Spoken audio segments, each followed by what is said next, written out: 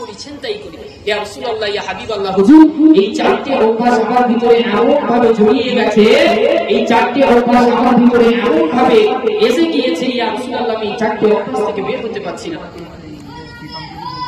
হুজুর আপনি আমাকে এই চারটির ভিতর থেকে এমন একটা জিনিসের উপরে তওবা করিয়ে দেন, এমন একটা জিনিসের উপরে আপনি আমাকে তওবা করে দেন যেই জিনিসটার কারণে আমার কাছ থেকে চারটি জিনিস সরে যেতে পারে।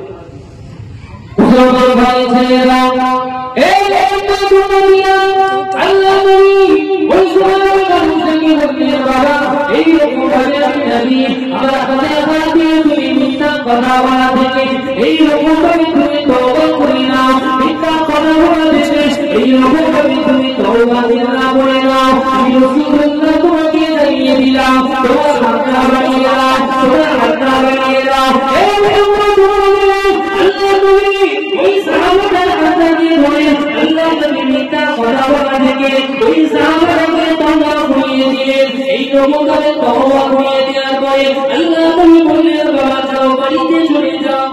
একটা তওবা করার কারণে এই চারটি অভ্যাস যেন আমার কাছ থেকে দূরীভূত হয়ে যায়, আমার কাছ থেকে সরে যায়। আল্লাহ নবী ওই সাহাবাটাকে ডাকলেন, তার হাতটাকে ধরে আল্লাহ নবী ওই হাতটা দিয়ে ওই সাহাবাটাকে মিথ্যা কথা বলা থেকে তওবা করিয়ে দেন।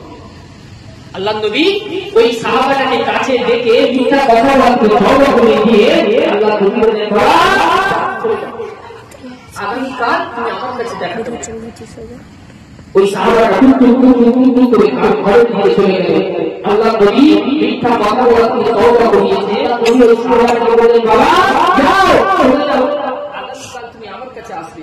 ওই সাহাবাটা রাতটা যখন গভীর হয়ে গেছে, ওই সাহাবাটা বাড়ি থেকে করে বেরিয়েছে, ঘুরতে যাচ্ছে, জেনার পথ ধরেছে। আজকে রাতে আমাকে জেনা করতে হবে, আজকে রাতে আমাকে খারাপ কাজ করতে হবে, কাজ করতে হবে, কাজ করতে হবে, এইরকম মনস্তরণা নিয়ে এইরকম চিন্তা ভাবনা নিয়ে ওই সাহাবাটা বাড়ি থেকে করে জেনা দিয়ে যাচ্ছে। ওই জেনা করার যখন ঘরের কাছাকাছি পৌঁছেছে তখন ওই সাহাবাটা ওই জায়গায় থমকে দাঁড়িয়ে গেছে, দাঁড়িয়ে ভাবে ভাবে চিন্তা করছে যে আল্লাহ নবী কালকে আমাকে আসতে বলেছে, আল্লাহ নবী কালকে আমাকে দরবারে আসতে বলেছে। রাসূলুল্লাহ সাল্লাল্লাহু আলাইহি ওয়াসাল্লাম আমাকে যদি জিজ্ঞাসা করে যে হে আমার সাহাবা রাতে কাল রাতে তুমি কি করেছো, আমার তো মিথ্যা কথা বলার কোনো সময় নাই, মিথ্যা কথা তো আমি বলতে পারবো না, কেন আল্লাহ নবী মিথ্যা কথা বলতে তওবা করে দিয়েছে।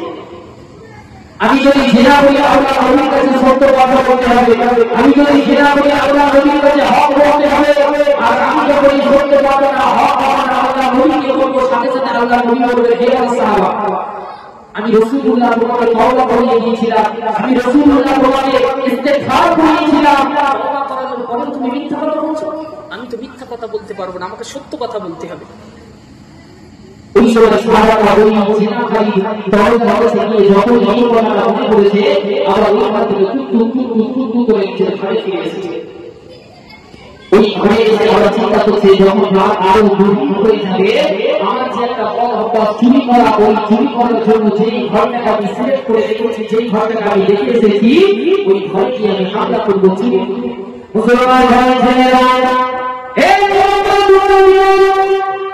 আল্লাহ নবী সাল্লাল্লাহু আলাইহি ওয়াসাল্লাম করে বানিয়ে যায়, ওই ছেলেটা যখন ফিরে আসে এই রকম ভাবে হাতে বানিয়ে যায়, ওই ঘরে থেকে যখন বানিয়ে যায়, ওই ঘরটা যখন ঠিক করে নেয়, ওই ঘরে আমাকে চুরি করতে হবে, ওই ঘরটাকে লুটতে হবে, এই ঘরটা লোটার করবে। এই সাহাবারা যখন বানিয়ে যায়, ওই জায়গাটাই চিন্তা করতে শুরু করে, না না না না আমি চুরি করতে পারবো না, আল্লাহ নবী আমাকে যেতে করেছে, আল্লাহ নবী আমাকে দরবারে আসতে বলেছে, আল্লাহ নবী যদি আমাকে বলে আর রাতে তুমি কি করছো, ওই জায়গায় তো মিথ্যা কথা বলতে পারবো না, ওই জায়গায় তো মিথ্যা কথা বলতে পারবো না, আল্লাহ নবীর কাছে সত্য কথা বলতে পারে। যদি